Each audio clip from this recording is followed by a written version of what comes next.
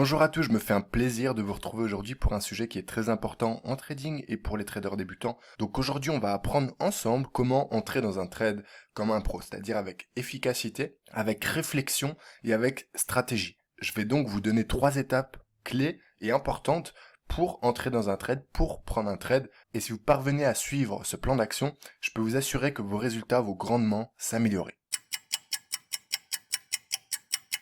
Alors la toute première étape, avant même de penser à prendre un trade, que ce soit à l'achat ou à la vente, et peu importe l'actif, eh bien ça va être d'avoir un scénario de trading solide. Donc qu'est-ce qu'un scénario de trading pour ceux qui ne savent pas? Ça va être tout simplement un contexte de l'actif financier. Vous allez devoir comprendre quel est le contexte de votre actif que vous voulez trader, c'est-à-dire sa tendance long terme, sa tendance court terme. Vous allez devoir avoir une analyse technique globale. Vous allez utiliser votre méthode de trading. D'ailleurs, pour ceux qui n'en ont pas encore, dans le premier lien en description sous la vidéo, je vous partage et je vous apprends ma méthode de trading personnelle de A à Z au complet. Donc ceux que ça intéresse, vous pouvez y aller, vous cliquez, vous regardez si ça peut vous intéresser.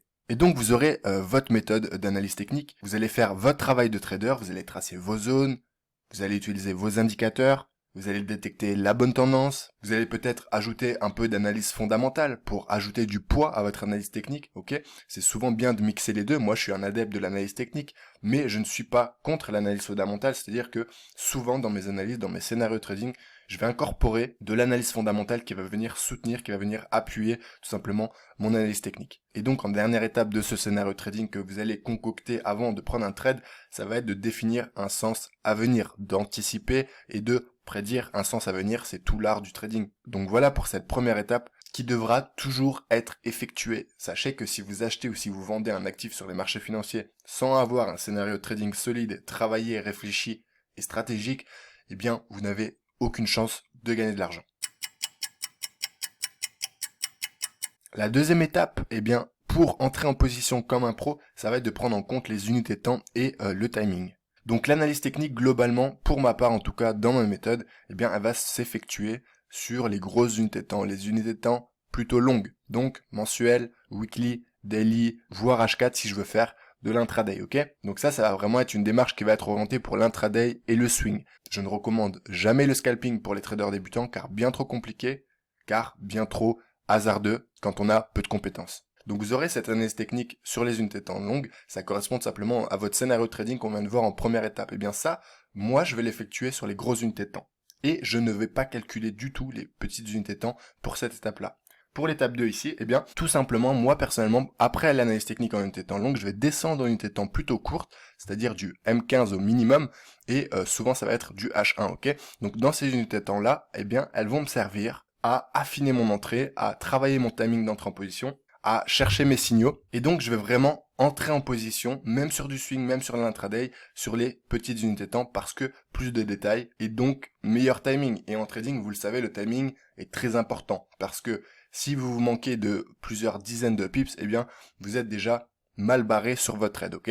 Donc c'est très important d'avoir un excellent timing, d'apprendre à le travailler au fur et à mesure de votre expérience, parce qu'au mieux, vous réussirez à rentrer en position au bon moment ou au plus proche de ce fameux bon moment, et au mieux, vos trades se passeront tout simplement. Donc voilà pourquoi je vais descendre en unité de temps. Et maintenant, on va voir ça en image, parce que ça va être plus explicite. Donc là, vous pouvez voir un graphique très simple, en mensuel, de l'euro-dollar, qui est une paire de Forex. Et donc ça, c'est par exemple un graphique qui va me permettre de dégager une tendance de mon actif, une analyse technique globale de mon actif, si admettons je voulais trader l'euro-dollar lundi à l'ouverture. Et ça va ne me servir qu'à ça, ok?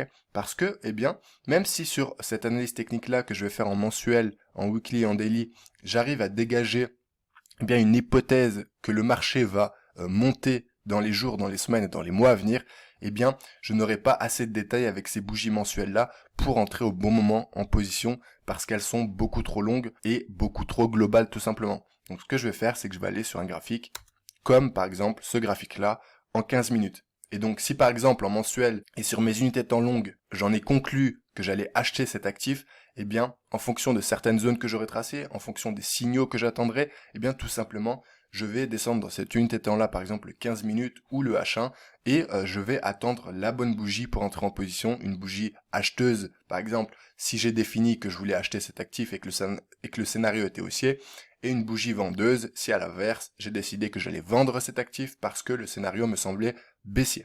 Tout simplement, c'est pas plus compliqué que ça. Descendre dans cette unité de temps-là va me permettre vraiment d'affiner et d'optimiser mon point d'entrée, ce qui est très très important en trading. Troisième et dernière étape, ça va être tout simplement d'avoir les bons signaux d'entrée. Une fois que je serai descendu en petite unité de temps, je vais patienter tout simplement pour avoir le bon signal d'entrée en position, peu importe le sens que j'ai choisi. Sachez que le signal d'entrée ou les signaux d'entrée, ils sont tout simplement obligatoires pour entrer en position. Si vous voulez faire un travail professionnel, un travail de trader sérieux, vous devez obligatoirement attendre d'avoir les bons signaux pour entrer dans votre trade. Donc ça veut forcément dire que vous allez devoir être patient parce que les signaux n'arrivent pas tout le temps, tout de suite, comme ça, à la minute près, ok? Donc vous allez devoir attendre parfois plusieurs dizaines de minutes, plusieurs heures, voire plusieurs jours si vous faites du swing. Et ça fait partie des compétences à acquérir pour un trader rentable, c'est d'être patient, c'est d'attendre vraiment que le scénario au complet, que votre plan de trading au complet soit optimal pour entrer en position. Et la dernière étape, l'étape ultime, ça va être tout simplement, le bon signal et les bons signaux. Donc, apprenez à être patient pour ceux qui ne le sont pas encore, car c'est très important. Pour les signaux, je vais pas vous dire qu'il y a des signaux qui sont miracles, parce qu'évidemment que c'est faux. Chacun a ses signaux de prédilection, et donc, utilisez les signaux que vous aimez, utilisez les signaux que vous avez déjà backtestés, utilisez les signaux qui sont efficaces et rentables pour vous, ok? Certains vont avoir un type de signaux, et d'autres en auront un autre type. Pour ma part, pour vous donner mon avis personnel, parce que c'est un peu le but quand même de mes vidéos sur YouTube, j'aime beaucoup les signaux impulsifs. C'est-à-dire que par exemple, si sur cet actif qui est l'euro-dollar, j'ai détecté que la tendance était haussière, que je voulais acheter cet actif-là dans les minutes, dans les heures, dans les jours qui viennent, je vais tout simplement attendre un signal très très impulsif à la hausse, ok? Donc une énorme bougie verte, une englobante, une avalante, peu importe, en tout cas un signal qui montre que mon plan, est dans le bon sens et va se valider. Donc voilà pour ce que j'aime en termes de signaux. Et vraiment mes deux signaux de prédilection que j'adore, ça va être premièrement le Marubozu. Donc pour ceux qui savent pas encore, tout simplement, par exemple le Marubozu vert, donc sur une bougie haussière, ça va être une bougie qui aura seulement un corps souvent énorme, souvent plus grand que les bougies précédentes, qui va donc nous montrer une psychologie très forte acheteuse des investisseurs sur ce marché-là. Et vous pouvez constater qu'on n'a aucune mèche, ok?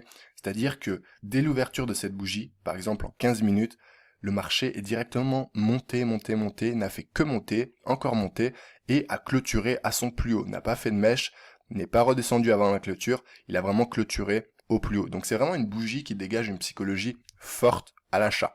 À l'inverse, à la baisse, c'est exactement pareil.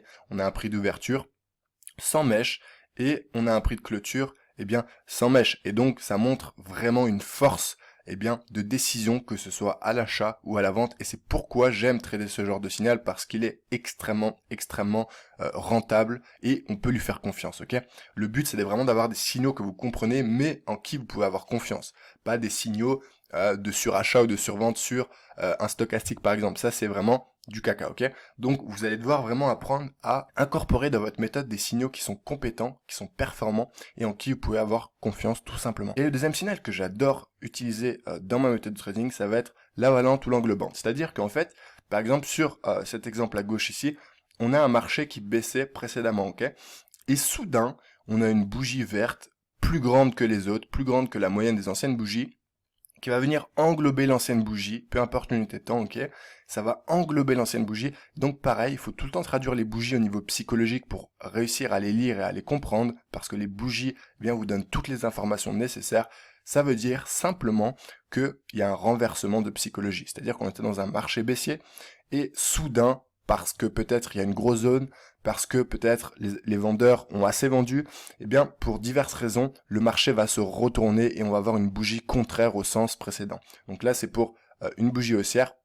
Et puis à droite, on a la bougie baissière en fin de tendance haussière, ok? Donc ça, c'est vraiment des signaux qui vont être forts, qui vont être puissants, qui vont être performants, qui vont être compétents et en qui vous pouvez avoir confiance. Parce que psychologiquement, ils vont montrer un retournement, ils vont montrer vraiment une validation. Et si ce retournement, si cette validation va dans le sens de votre scénario, alors vous pouvez y aller avec confiance et sérénité. Bien sûr, même ces signaux-là qui sont très performants à mes yeux, et je le vois tous les jours dans mon trading, ils ne sont pas miracles non plus, comme je vous l'ai dit, et donc toujours ne jamais oublier qu'il va falloir adapter un money management strict et professionnel quand vous allez entrer en position, ok?